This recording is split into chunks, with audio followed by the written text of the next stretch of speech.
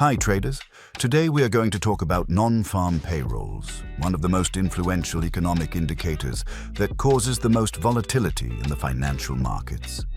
If you're new to this, don't worry. We'll explain everything simply and clearly. Non-farm payrolls, or simply abbreviated as NFP, is a key economic report that provides data on employment in the US, excluding the agricultural sector. It's published every first Friday of the month by the Bureau of Labor Statistics. But why is it so important? Let's find out. First of all, the timeliness of the data, which sets it apart from other key indicators like inflation figures, which take another week or two, or GDP estimates. For example, the NFP provides December's employment data within the first few days of January. Secondly, its unpredictability. Expectations for NFP changes often vary widely, making it one of the most challenging reports to predict.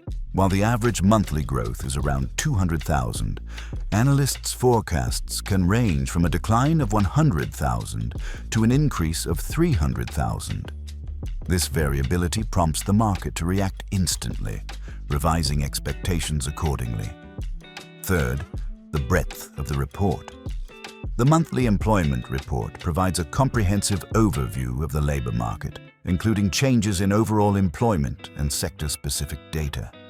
It also tracks changes in average hourly earnings, employment and unemployment rates, and the share of the economically active population.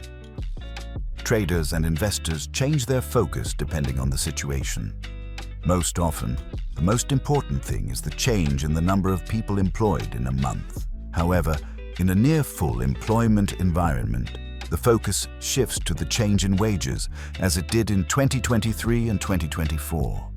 What conclusions are drawn from the report? Gains near 200,000 a month are the norm for the economy.